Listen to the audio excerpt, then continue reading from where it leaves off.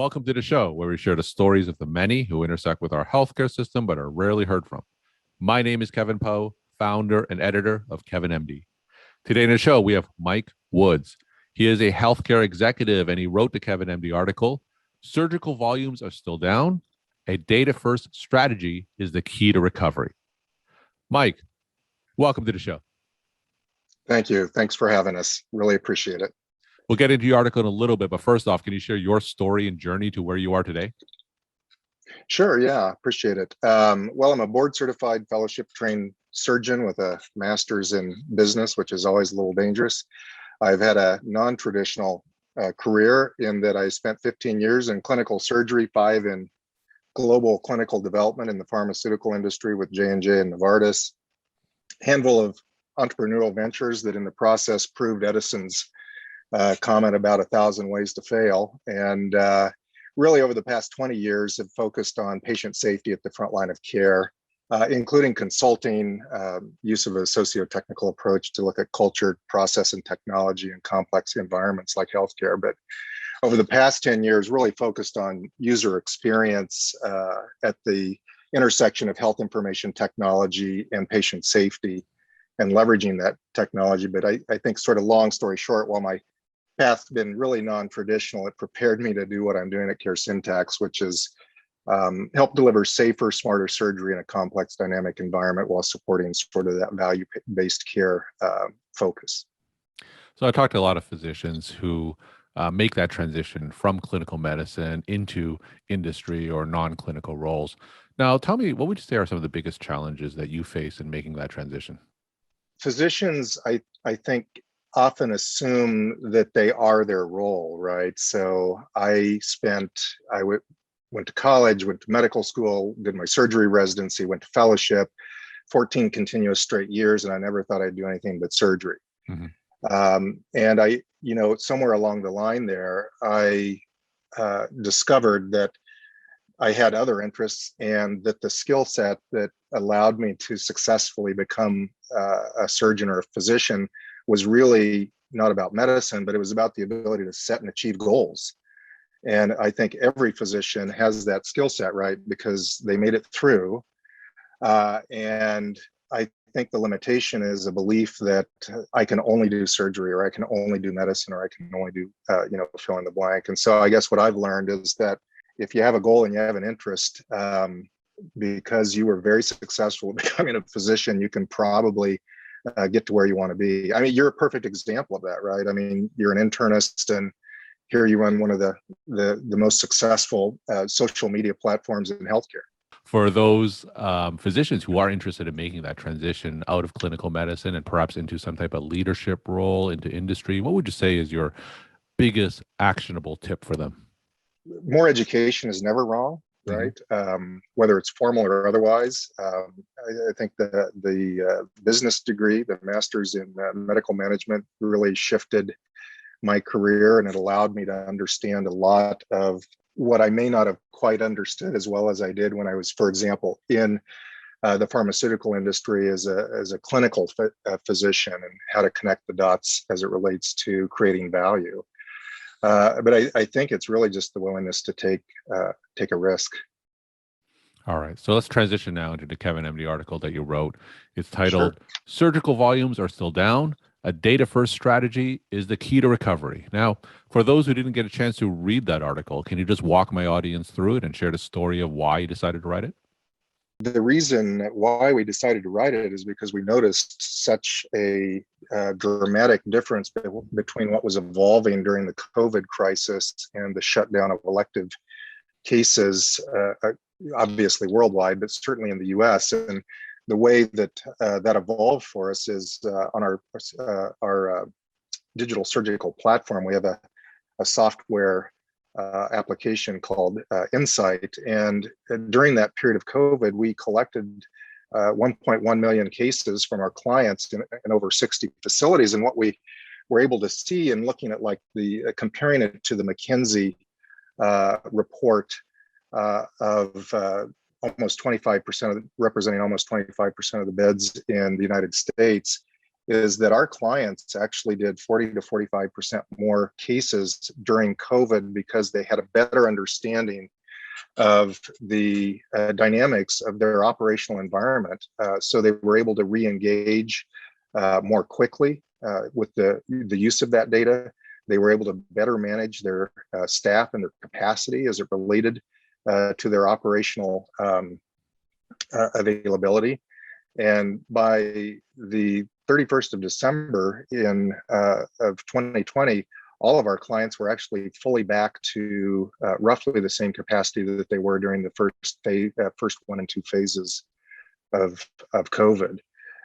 And so it really highlighted to us the value of being able to leverage data from the EHR, from the electronic health record. It's not easy to use. It's not easy to use the tools, and a lot of those the tools, and without naming names, but pulling it into our system where there's a lot of metrics that are just built in to help understand things like turnover and capacity and block time has really enabled that success. One of the shocking things in just writing the article, Kevin, was a comment in the McKinsey paper that 50% of the healthcare organizations that were part of that study indicate they weren't even interested in looking at steps to increase surgical capacity once the crisis was over to address that backlog. But paradoxically, 80% of those same systems thought they'd grow market share. So it was an interesting paradox to me. Now, in your view, what were the biggest obstacles preventing hospitals from getting back on track when it came to surgical volumes? What were the specific variables that was preventing them from doing that? Pick the obstacle, right? I mean, nursing staff shortages for a variety of reasons, whether they were single caregivers of children, or otherwise the workforce was impacted. But again, what we have seen in comparing, and even in implementing new clients, looking at where they are with the current system, either using their own electronic health record data versus us taking 12 months of their data, putting it into our system and showing them where the opportunity is. I think it's just the ability to understand more quickly the dynamics of the environment and adjust accordingly, right? So it wasn't that the clients that we have didn't lose volume. They just maintained higher levels of those volumes. And then once the second phase started to wane, they were able to gear up more quickly. Now, take us through an example story or a case study of one of your clients. Now, maybe give it like a picture before and how your platform looked at the variables to smooth their transition back into pre-pandemic surgical levels. So tell us a case study. Well, I can give you a very concrete case study that actually was pre-COVID around an organization, and the operational metrics, of course, sort of impact the financial health of an organization on many levels. So one example is anesthesia staffing. So a client was running, I'll just hypothetically, I'll use fake numbers and names, but 20 operating rooms, and they were staffing those operating rooms fully with anesthesia. When we got a hold of their data, what we were able to show them is that they actually only needed to be staffing, say, 16 of those operating rooms. And so they were overpaying on their anesthesia contract by $2 million. That's a pre-COVID example. The aggregated data from the COVID period, I didn't specifically look into, our larger clients to see how they were translating differently from a year before the 2019 period to the 2020, other than looking at the recovery. Do you think that there are any lessons that's going to persist post-pandemic? Anything that you think is going to have any persistent change when and if this pandemic ends when it comes to surgical volumes? Yeah, I mean, one of the things that it's not even persisting, of course, and it's stating the obvious, but with the Delta variant, things are actually likely to get worse. And I think making no change and expecting a quick recovery as it relates to reestablishing surgical volumes, which, 50, 60% of the hospital's revenue, is simply not a viable option. You can't put your head in the sand and simultaneously plan to grow. And so I think establishing a proactive plan to look at your data, understand your staffing models, understand where you have excess capacity, understand the ability through a surgical digital platform of some description to leverage those things is going to be critical. And I don't know. I mean, who knows what the federal government's going to do, but there may not be the financial bailout that happened during the first one. And so this could end up being a double whammy on organizations. So I guess be proactive is the key. And just give me a little bit of context. In general, a typical hospital in the United States, how much do they actually look at the data without using your services or products? Like, what do hospitals typically do? I believe hospitals generally pay a great deal of attention to the data that's coming out of whatever tool they have.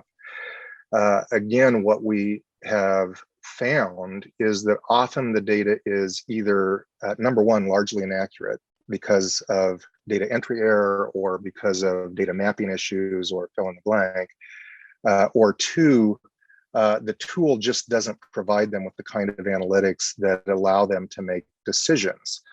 And so, in Insight, for example, the data is quasi real time. They're understanding every 24 hours what is going on within their system as it relates to improving those operational metrics. The other things are, the ability to, for example, understand where block time is being released. I know it sounds very simplistic, right? But building in kind of real-time alerts that says, hey, Dr. Woods or Mike Woods hasn't filled his block, and that's 48 hours from now, just firing an alert to the nursing staff to follow up. And if I'm not filling that, then releasing that so that it can actually be scheduled with somebody who is able to utilize that time. And so the throughput becomes you're more consistent on being able to use those operating hours between 7 a.m. and 3 p.m. We're talking to Mike Woods. He's a healthcare executive. He wrote the Kevin MD article, Surgical Volumes Are Still Down. A data-first strategy is the key to recovery. Mike, what's your take-home message that you want to leave with the Kevin MD audience? I think one is that, industry is not the enemy. I've been in the pharmaceutical industry, the consulting industry, the health information technology, and, nobody can legitimately distance business goals from financial goals, but it doesn't mean that we're trying to achieve different goals. And Care Syntax is very much about delivering, better quality care consistently. And so, I would just say that look for partnering in a way that's constructive. And Care Syntax is really trying to kind of shift that culture from using data for punitive purposes, as an Air Force friend of mine said, a rank and spank culture, to leveraging it for real pure improvement, right? And the primary goal of all quality and safety reporting systems really is to make the consequences of a caregiver's actions real, not for punitive purposes, but for unambiguous understanding around the consequences of outcome, right? And how to improve that. And so we've built a systematic way to do that. And, we're looking for like-minded folks to partner with us. Mike, thank you so much for sharing your time and insight.